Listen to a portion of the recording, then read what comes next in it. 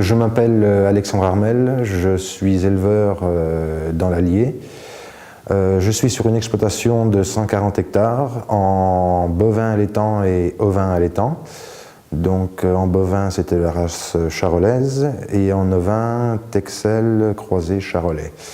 Donc j'ai 90 vaches allaitantes et 150 brebis. Je représente la coordination rurale. Au niveau des constats de l'élevage, un sondage BVA de 2016 révèle que seulement 13% des exploitants sont confiants en l'avenir. On a un gros point négatif dans ce constat, c'est qu'entre 2010 et 2015, on a perdu 10% de ces exploitations d'élevage. Parmi ces exploitations d'élevage, on se rend compte que les exploitants, pour 60% d'entre eux, n'incitent pas ni leurs enfants ni leurs proches à reprendre une exploitation et à se lancer dans l'installation. Alors, un seul point positif dans ce constat de l'élevage, c'est que le maintien de l'activité à 6 ans des jeunes installés est entre 85 et 95%, ce qui n'est pas négligeable quand même.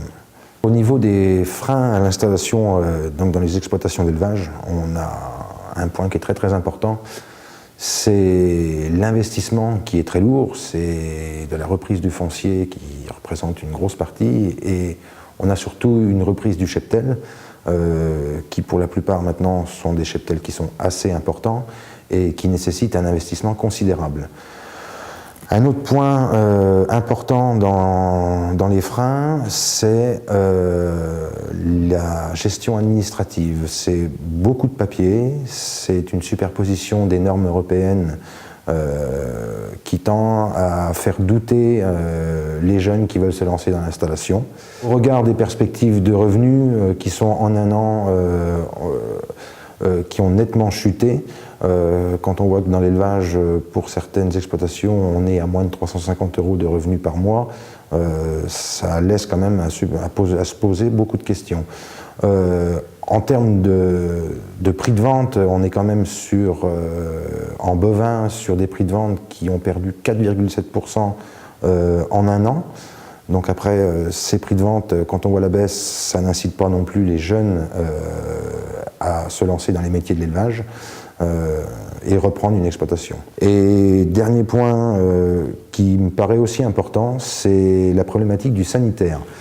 Alors la problématique du sanitaire, c'est déjà d'une part le sanitaire lié à l'installation, donc s'il y a reprise de plusieurs troupeaux, et donc l'introduction de tous ces troupeaux sur la même exploitation peut des fois introduire certains problèmes qu'il n'y avait pas auparavant.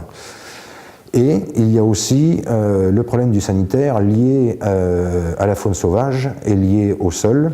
Alors les leviers que nous envisageons, nous, à la coordination rurale, ce sont des prix rémunérateurs avec un prix de production plancher auquel on ne pourrait pas vendre en dessous.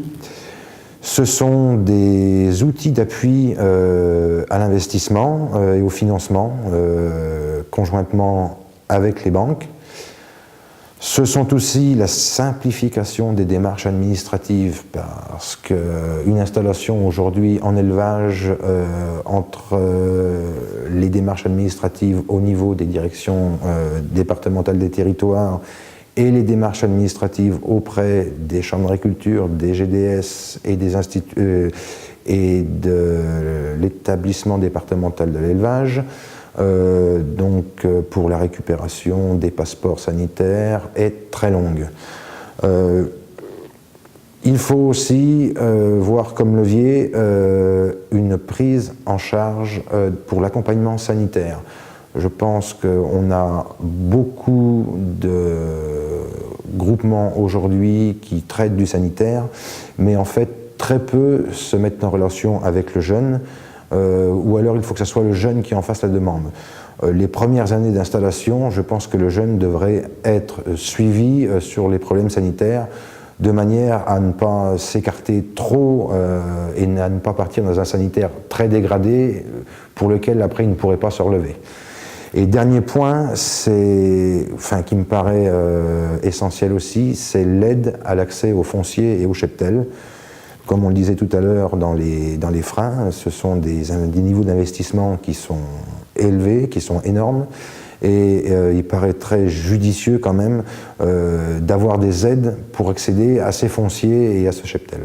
Pour la mise en œuvre de ces leviers d'action, déjà il faut une grande réforme de la PAC, puisque la PAC telle qu'elle est à l'heure actuelle aujourd'hui déstabilise plus l'agriculture qu'elle ne l'aide.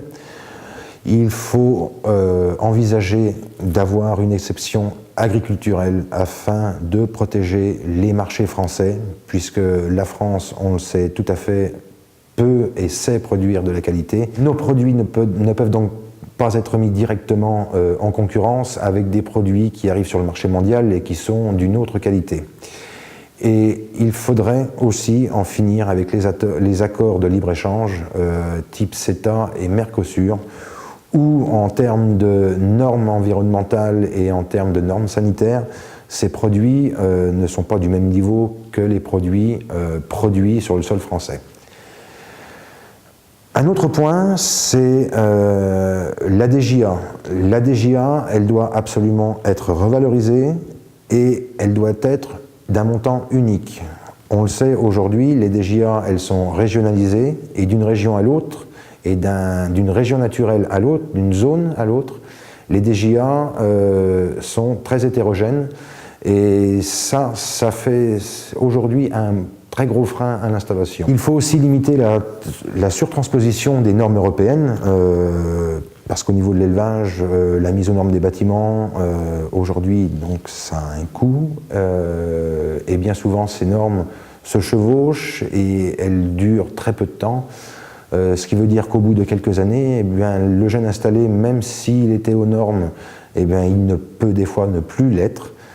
Les démarches administratives sont aussi lourdes. Il faudrait une simplification, une réelle simplification de ces démarches, car notre métier avant tout, c'est d'être éleveur et non pas de faire des papiers à longueur de journée. Alors, le dernier point sur lequel je voulais appuyer, c'est il faut un accompagnement spécifique pour les problèmes sanitaires. L'élevage, aujourd'hui, ne peut pas se permettre d'avoir, le jeune ne peut pas se permettre d'avoir des problèmes sanitaires dès le début, et on doit l'accompagner pendant quelques années de manière à ce qu'il se mette à niveau sanitairement pour pouvoir avoir des taux de productivité qui soient dans les normes et qui soient corrects pour la pérennité de son exploitation.